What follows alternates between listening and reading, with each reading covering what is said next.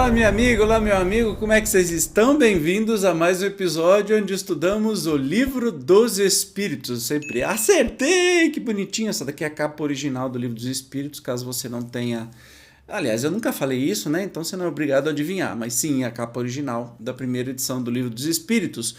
Nós estamos no primeiro capítulo da segunda parte, que vem falar sobre os espíritos, e hoje nós vamos estudar o tema forma e ubiquidade dos espíritos. Obviamente que eu perguntei para o Google o que é a ubiquidade, que eu tinha esquecido. Onipresença, ou seja, presença em todo lugar ao mesmo tempo, né? Mas vamos lá. 88. Os espíritos têm forma determinada, limitada e constante? Para vós, não. Para nós, sim. O espírito é, se quiserdes, uma chama, um clarão ou uma centelha etérea. Lá vamos nós entrar num tema que a gente não tem palavra para descrever. Então, para nós não tem forma, né, determinada, limitada ou constante, mas para os espíritos, sim, senhor, né? A subpergunta aí, essa chama ou centelha tem cor? Olha que curioso. Tem uma cor que, para vós, vai do escuro ao brilho do rubi, conforme o espírito é mais ou menos puro. Kardec acrescenta, representam-se de ordinários gênios com uma chama ou estrela na fronte. É uma alegoria que lembra a natureza essencial dos espíritos. Colocam-na no alto da cabeça porque aí está a sede da inteligência. Tudo muito simbólico, né? Então, essa chama, o espírito tem cor, então vai do escuro ao brilho do rubi. Curioso, porque o rubi é uma pedra vermelha, né? Eu acho que é pedra vermelha, então tem cor vermelha. Enfim, muito doido. E por que será que Kardec perguntou isso, né? Vai saber.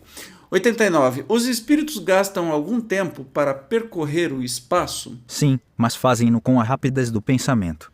Qual a velocidade, né? O pensamento não é a própria alma que se transporta? Quando o pensamento está em alguma parte, a alma também aí está, pois que é a alma que pensa.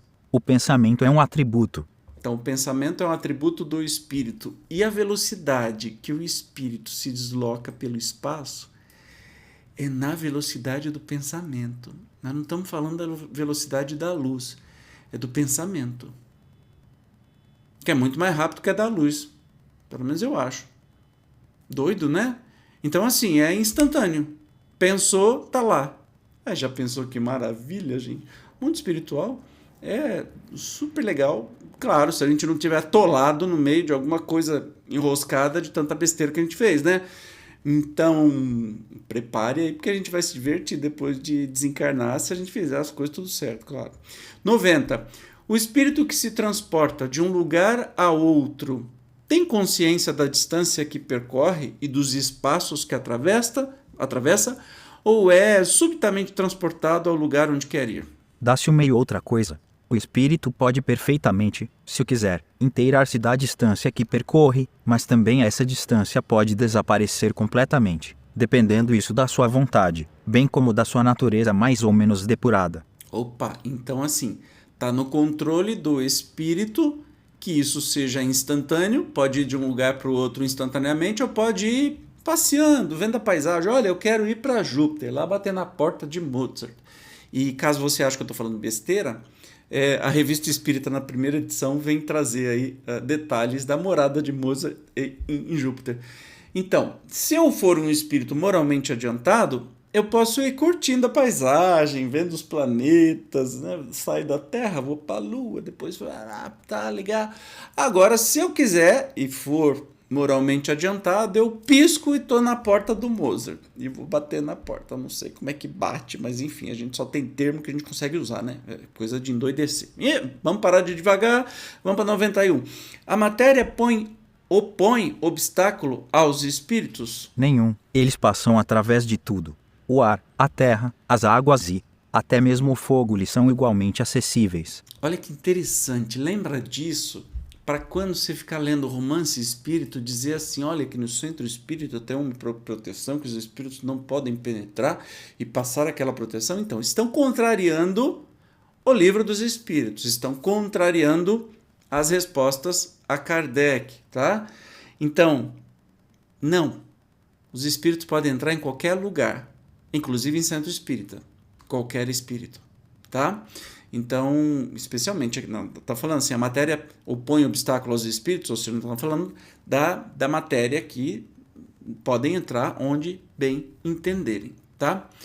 E aí vem aquela perguntinha bonitinha da palavra que a gente não usa, né, muito. 92. Tem os espíritos o dom da ubiquidade? Por outras palavras, um espírito pode dividir-se ou existir em muitos pontos ao mesmo tempo? Não pode haver divisão de um mesmo espírito, mas cada um é um centro que irradia para diversos lados. Isso é que faz parecer estar um espírito em muitos lugares ao mesmo tempo, vez o Sol é um somente. No entanto, irradia em todos os sentidos e leva muito longe os seus raios. Contudo, não se divide. Então, o espírito não se divide, mas ele tem essa capacidade, né, lógico, dependendo da sua evolução moral, de estar em muitos lugares ao mesmo tempo. A gente não consegue entender, né? Eu dou um exemplinho bem bobo da mão, assim, olha. Apesar que aqui está com 60 frames por segundo, mas se eu fizer assim, parece que eu tenho muitos dedos, né? É uma mão só que eu estou me movendo muito rapidamente, parece que ele está em todo lugar, né? Então, é mais ou menos isso. Como deu o exemplo aqui do Sol, né? É um só, mas está em todo mundo, por exemplo, ao mesmo tempo. A subpergunta, para terminar. Todos os espíritos irradiam com igual força? Longe disso. Essa força depende do grau de pureza de cada um. Aí que tá, entramos na questão moral. Então, se eu sou um espírito escuro, um espírito que não irradia luz porque sou moralmente atrasado, evidentemente que eu não vou viajar para lugar nenhum que eu puder. Pode ser que eu vou ter lugares só permitidos onde que eu possa estar, né? Apesar que eu posso atravessar qualquer barreira física, pode ser que eu não atravesse porque eu não sei como fazer, mas eu posso atravessar, já que diz que todos os espíritos podem atravessar. E aí, quando ele pergunta, os espíritos, então, que têm essa ubiquidade, ou que pode estar, né, em todos os lugares, é para todo mundo? Todos os espíritos conseguem fazer isso? Não, depende do seu adiantamento moral ou grau de pureza de cada um. E Kardec acrescenta: Cada espírito é uma unidade indivisível, mas cada um pode lançar seus pensamentos para diversos lados, sem que se fracione para tal efeito. Nesse sentido unicamente é que se deve entender o dom da ubiquidade atribuído aos espíritos. Dá-se com eles o que se dá com uma centelha, que projeta longe a sua claridade e pode ser percebida de todos os pontos do horizonte, ou, ainda, o que se dá com um homem que, sem mudar de lugar e sem se fracionar, transmite ordens, sinais e movimento a diferentes pontos. E nosso Kardecão, sempre maravilhoso e mata a pau, né? Dá um resumão aí de todas as perguntas para a gente não ficar com dúvida. Então, no Espiritismo não cabe interpretação. Aquilo que está escrito. Não tem jeito de... mas ele quis dizer... Não, ele quis dizer o que está escrito, tá? No próximo episódio, nós vamos continuar estudando este capítulo, só que nós vamos chegar no perispírito, palavra criada pelo Kardec também, para explicar o nosso corpo espiritual. Eu te espero, como sempre. Gratidão pela sua presença e até o próximo episódio. Tchau!